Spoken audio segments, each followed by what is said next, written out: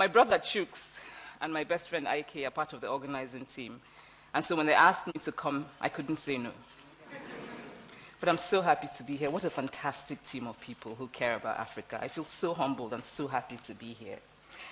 And I also am told that the most beautiful, most amazing little girl in the world is in the audience. Her name is Kamsi Adichie.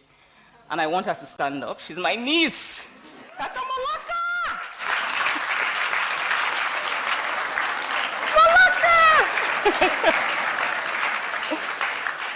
So I would like to start by telling you about one of my greatest friends, Okoloma Madwewese. Okoloma lived on my street and looked after me like a big brother. If I liked a boy, I would ask Okoloma's opinion. Okoloma died in the notorious Sosoliso plane crash in Nigeria in December of 2005, almost exactly 7 years ago. Okoloma was the person I could argue with, laugh with, and truly talk to. He was also the first person to call me a feminist. I was about 14. We were in his house, arguing, both of us bristling with half-baked knowledge from books that we had read. I don't remember what this particular argument was about. But I remember that as I argued and argued, Okoloma looked at me and said, "You know, you're a feminist." It was not a compliment. I could tell from his tone, the same tone that you would use to say something like, "You're a supporter of terrorism." I did not know exactly what this word feminist meant, and I did not want Okoloma to know that I did not know. So I brushed it aside and I continued to argue. And the first thing I planned to do when I got home was to look up the word feminist in the dictionary. Now, fast forward to some years later. I wrote a novel about a man who, among other things, beats his wife and whose story doesn't end very well.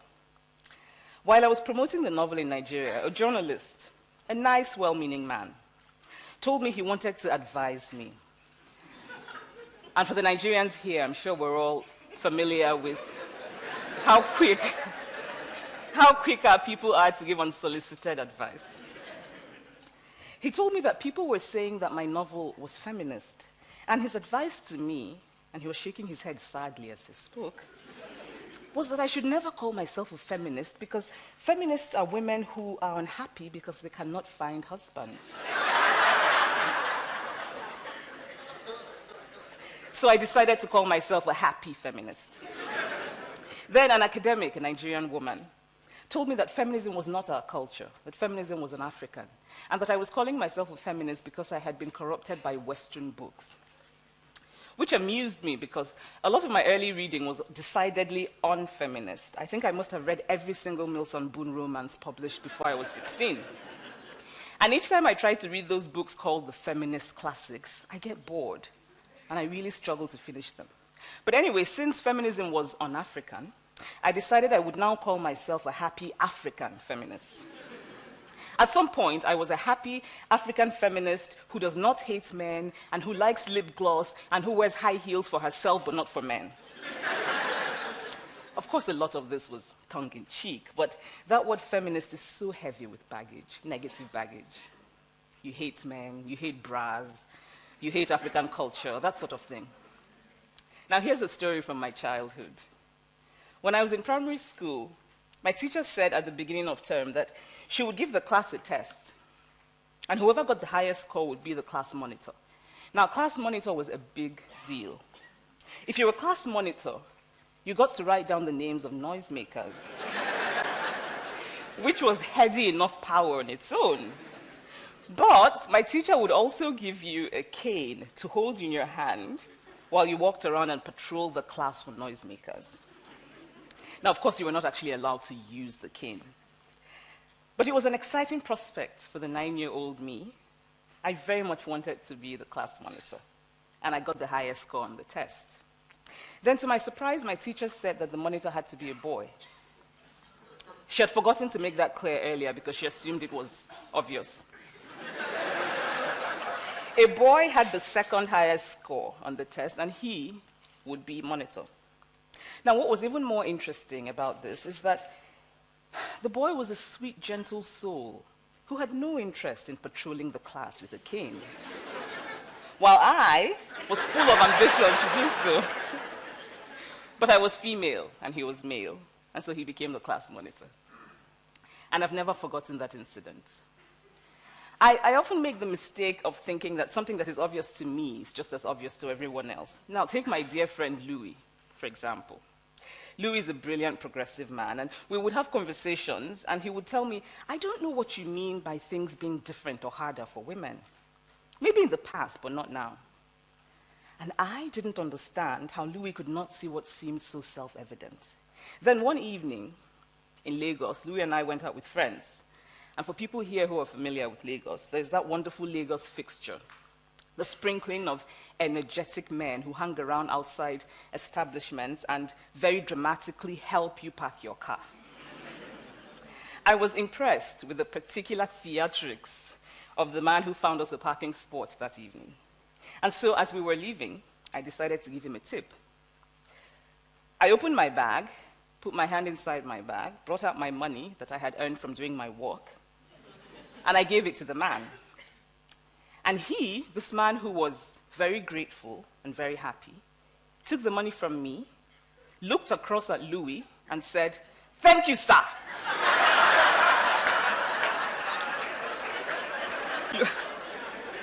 Louis looked at me, surprised, and asked, "Why is he thanking me? I didn't give him the money." Then I saw realization dawn on Louis' face. The man believed that whatever money I had ultimately come from Louis, because Louis is a man. Now, men and women are different. We have different hormones, we have different sexual organs, we have different biological abilities. Women can have babies, men can't. At least not yet. Men have testosterone and are, in general, physically stronger than women. There's slightly more women than men in the world. About 52% of the world's population is female. But most of the positions of power and prestige are occupied by men. The late Kenyan Nobel Peace Laureate, Wangari Maathai, put it simply and well when she said, "The higher you go, the fewer women there are." In the recent US elections, we kept hearing of the Lilly Ledbetter law. And if we go beyond the nicely alliterative name of that law, it was really about a man and a woman doing the same job, being equally qualified, and the man being paid more because he's a man. So in a literal way, men rule the world. And this made sense 1,000 years ago. Because human beings lived then in a world in which physical strength was the most important attribute for survival. The physically stronger person was more likely to lead. And men in general are physically stronger. Of course, there are many exceptions. But today we live in a vastly different world. The person more likely to lead is not the physically stronger person. It is the more creative person, the more intelligent person, the more innovative person. And there are no hormones for those attributes. A man is as likely as a woman to be intelligent, to be creative, to be innovative. We have evolved, but it seems to me that our ideas of gender have not evolved. Some weeks ago, I walked into the lobby of one of the best Nigerian hotels. I thought about naming the hotel, but I thought I probably shouldn't. And a guard at the entrance stopped me and asked me annoying questions. Because the automatic assumption is that a Nigerian female walking into a hotel alone is a sex worker. And by the way, why do these hotels focus on the ostensible supply rather than the demand for sex workers? In Lagos, I cannot go alone into many reputable bars and clubs. They just don't let you in if you're a woman alone. You have to be accompanied by a man. Each time I walk into a Nigerian restaurant with a man, the waiter greets the man and ignores me. The waiters are products. And there's some women who are like, yes, I thought that. The waiters are products of a society that has taught them that men are more important than women. And I know the waiters don't intend any harm, but it is one thing to know intellectually and quite another to feel it emotionally. Each time they ignore me, I feel invisible. I feel upset. I want to tell them that I am just as human as the man, that I am just as worthy of acknowledgement. These are little things, but sometimes it's the little things that sting the most. Now, not long ago, I wrote an article about what it means to be young and female in Lagos, and an acquaintance told me it was so angry. Of course it was angry. I am angry. Gender as it functions today is a grave injustice. We should all be angry. Anger has a long history of bringing about positive change. But in addition to being angry, I'm also hopeful, because I believe deeply in the ability of human beings to make and remake themselves for the better. Gender matters everywhere in the world, but I want to focus on Nigeria and on Africa in general, because it is where I know and because it is where my heart is. And I would like today to ask that we begin to dream about and plan for a different world, a fairer world. A world of happier men and happier women who are truer to themselves. And this is how to start. We must raise our daughters differently. We must also raise our sons differently. We do a great disservice to boys in how we raise them. We stifle the humanity of boys. We define masculinity in a very narrow way. Masculinity becomes this hard, small cage, and we put boys inside the cage. We teach boys to be afraid of fear. We teach boys to be afraid of weakness, of vulnerability. We teach them to mask their true selves because they have to be, in Nigeria speak, hard man. In secondary school, a boy and a girl, both of them teenagers, both of them with the same amount of pocket money, would go out and the boy would be expected always to pay to prove his masculinity. And yet we wonder why boys are more likely to steal money from their parents. What if both boys and girls were raised not to link masculinity with money? What if the attitude was not the boy has to pay, but rather whoever has more should pay? Now, of course, because of the historical advantage, it is mostly men who will have more today. But if we start raising children differently, then in 50 years, in 100 years, boys will no longer have the pressure of having to prove this masculinity. But by far the worst thing we do to males, by making them feel that they have to be hard, is that we leave them with very fragile egos. The more hard man a man feels compelled to be, the weaker his ego is. And then we do a much greater disservice to girls because we raise them to cater to the fragile egos of men. We teach girls to shrink themselves, to make themselves smaller. We say to girls, you can have ambition, but not too much. You should aim to be successful, but not too successful. Otherwise, you will threaten the man. If you are the breadwinner in your relationship with a man, you have to pretend that you're not, especially in public. Otherwise, you will emasculate him. But what if we question the premise itself? Why should a woman's success be a threat to a man? What if we decide to simply dispose of that word? And I don't think there's an English word I dislike more than emasculation.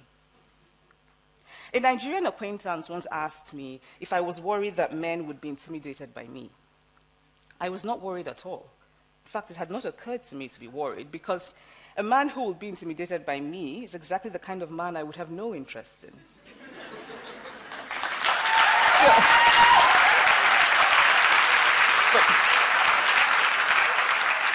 But still, I was really struck by this. Because I am female, I'm expected to aspire to marriage. I'm expected to make my life choices, always keeping in mind that marriage is the most important.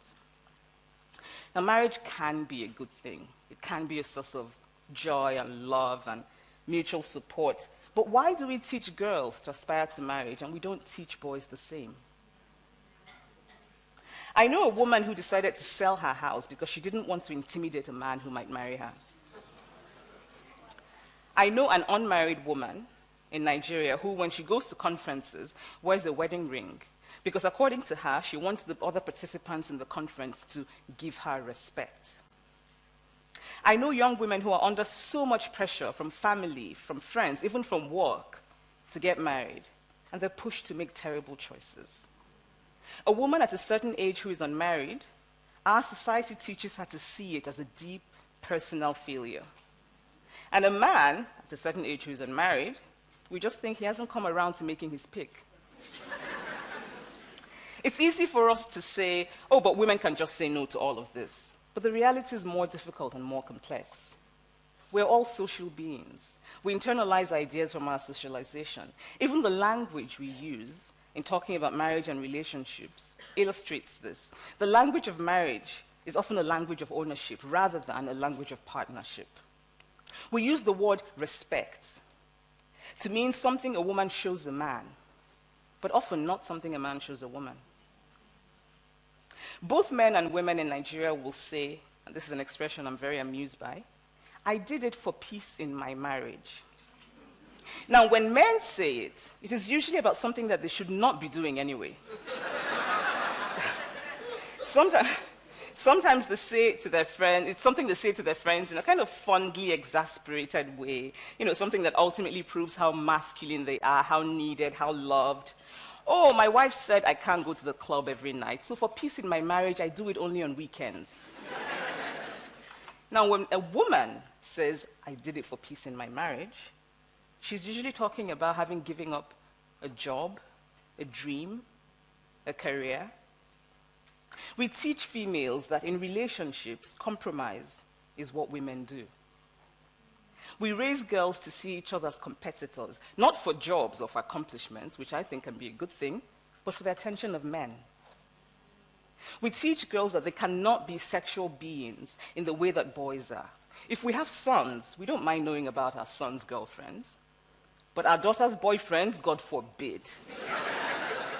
But of course, when the time is right, we expect those girls to bring back the perfect man to be their husbands. We police girls, we praise girls for virginity, but we don't praise boys for virginity. And it's always made me wonder how exactly this is supposed to work out, because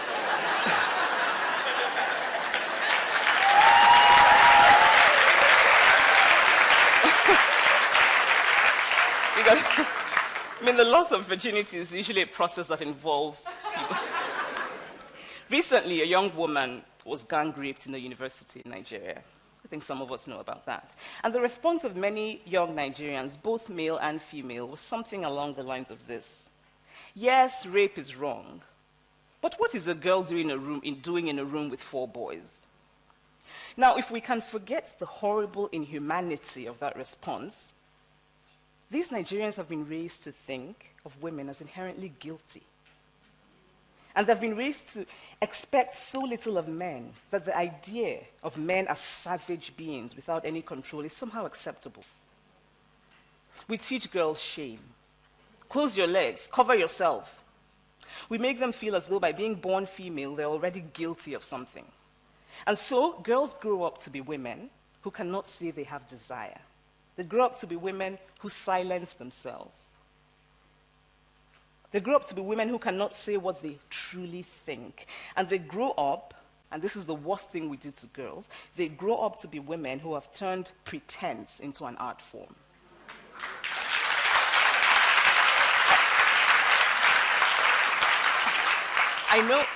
I know a woman who hates domestic work. She just hates it. But she pretends that she likes it. Because she's been taught that to be good wife material, she has to be, to use that Nigerian word, very homely. And then she got married, and after a while, her husband's family began to complain that she had changed. Actually, she had not changed. She just got tired of pretending. The problem with gender is that it prescribes how we should be, rather than recognizing how we are. Now imagine how much happier we would be, how much freer to be our true individual selves if we didn't have the weight of gender expectations. Boys and girls are undeniably different, biologically, but socialization exaggerates the differences, and then it becomes a self-fulfilling process. Now take cooking, for example. Today, women in general are more likely to do the housework than men, the cooking and cleaning. But why is that? Is it because women are born with a cooking gene?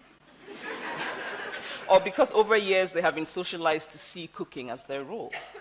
Actually, I was going to say that maybe women are born with a cooking gene, until I remembered that the majority of the famous cooks in the world, who we give the fancy title of chefs, are men. I used to look at my grandmother, who was a brilliant, brilliant woman, and wonder how she would have been if she had the same opportunities as men when she was growing up. Now, today, there are many more opportunities for women than there were during my grandmother's time because of changes in policy, changes in law, all of which are very important. But what matters even more is our attitude, our mindset, what we believe and what we value about gender. What if, in raising children, we focus on ability instead of gender? What if, in raising children, we focus on interest instead of gender? I know a family who have a son and a daughter, both of whom are brilliant at school, who are wonderful, lovely children. When the boy is hungry, the parents say to the girl, "Go and cook Indomie noodles for your brother." Now, the girl doesn't particularly like to cook Indomie noodles, but she's a girl, and so she has to. Now, what if the parents, from the beginning, taught both the boy and the girl to cook Indomie? Cooking, by the way, is a very useful skill for a boy to have. I've never thought it made sense to leave such a crucial thing, the ability to nourish oneself, in the hands of others.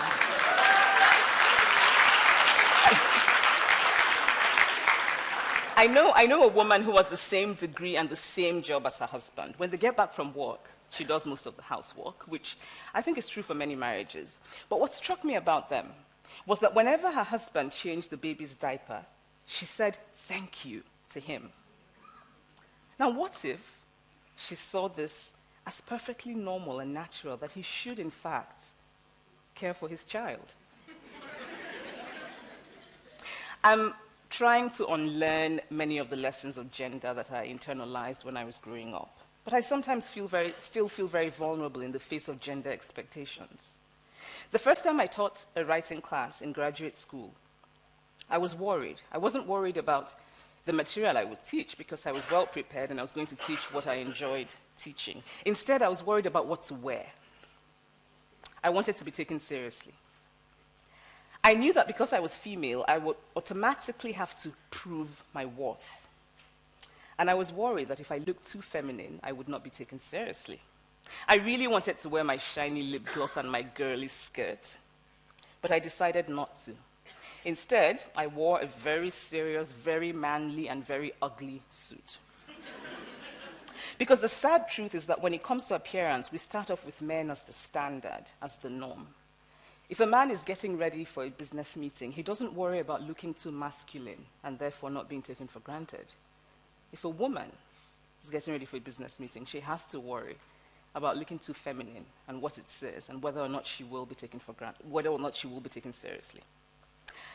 I wish I had not worn that ugly suit that day. I've actually banished it from my closet, by the way. Had I then the confidence that I have now to be myself, my students would have benefited even more from my teaching because I would have been more comfortable and more fully and more truly myself. I have chosen to no longer be apologetic for my femaleness and for my femininity.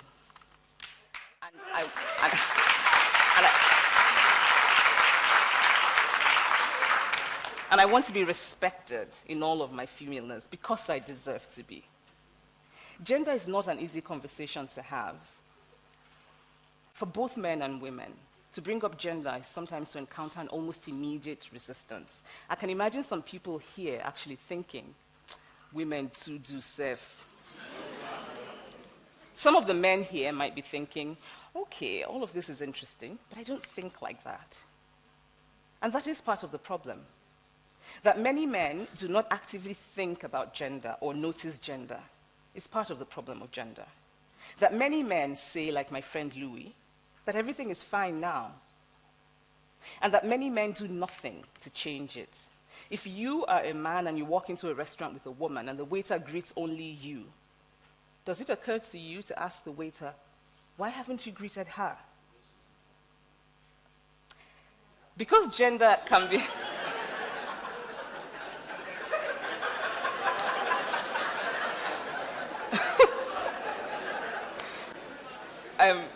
Actually, Women Rapper was part of the longer version of this talk. So because gender it can be very uncomfortable conversation to have, there are very easy ways to close it, to close the conversation. So some people will bring up evolutionary biology and apes, how, female apes bow down to male apes, and that sort of thing. But the point is, we're not apes.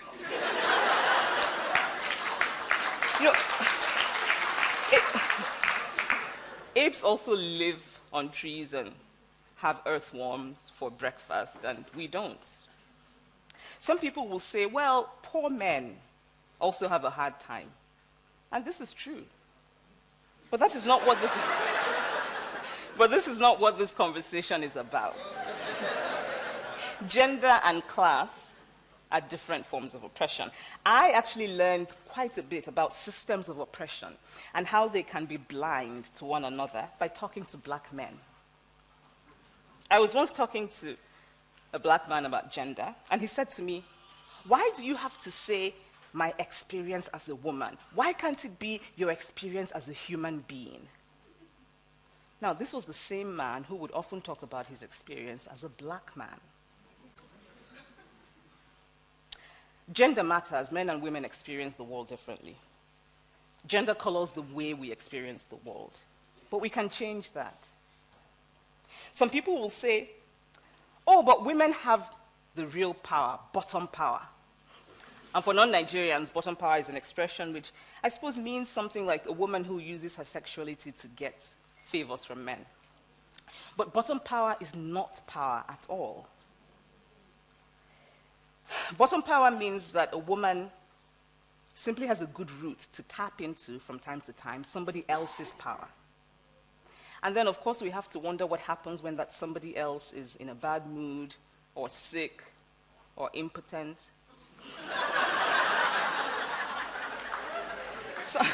Some people will say that a woman being subordinate to a man is our culture. But culture is constantly changing. I have beautiful twin nieces who are 15 and live in Lagos. If they had been born 100 years ago, they would have been taken away and killed. Because it was our culture, it was Igbo culture to kill twins. So what is the point of culture? I mean, there's the decorative, the dancing, but also culture really is about preservation and continuity of a people. In my family, I am the child who is most interested in the story of who we are, in our traditions, in the knowledge of ancestral lands.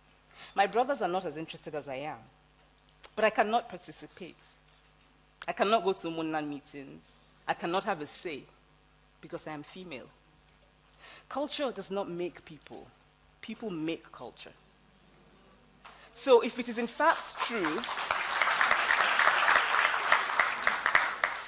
so if it is in fact true that the full humanity of women is not our culture, then we must make it our culture.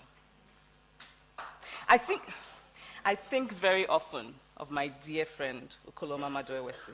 May he and all the others who passed away in that Sosoliso crash continue to rest in peace. He will always be remembered by those of us who loved him. And he was right that day many years ago when he called me a feminist. I am a feminist. And when I looked up the word in the dictionary that day, this is what it said.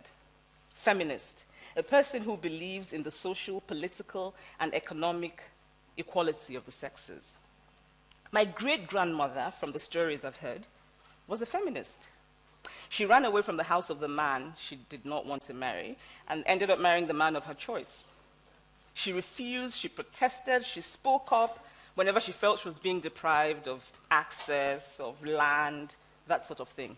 My great-grandmother did not know that word feminist, but it doesn't mean that she wasn't one. More of us should reclaim that word. My own definition of feminist is, a feminist is a man or a woman who says,